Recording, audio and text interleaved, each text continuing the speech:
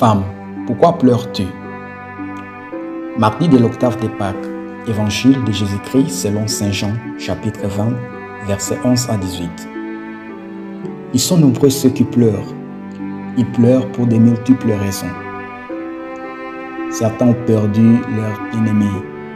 D'autres sont victimes des injustices sociales, des guerres, de la pauvreté, des violences, des humiliations, des persécutions et assassinats.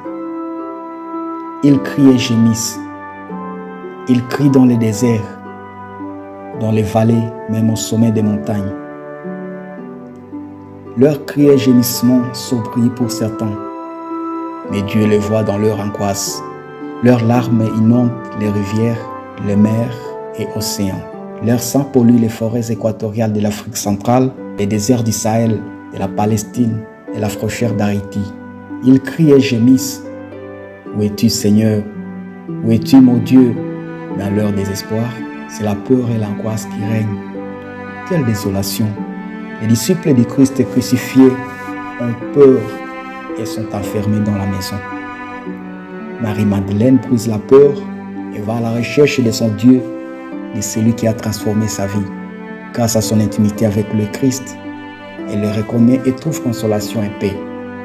Puis celle qui pleurait devient consolatrice de la multitude à qui elle doit annoncer ces messages de paix, la bonne nouvelle de la résurrection.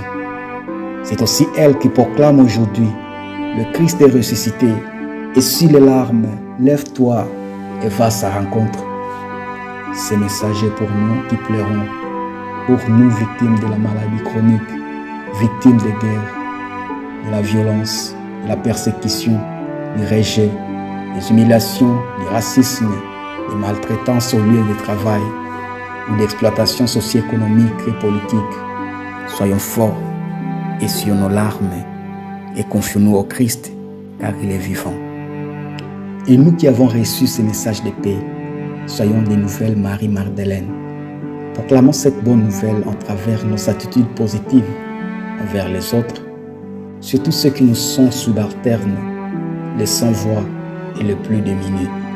Que Dieu nous accorde cette grâce d'être des messagers de la bonne nouvelle. Restons bénis et transformés.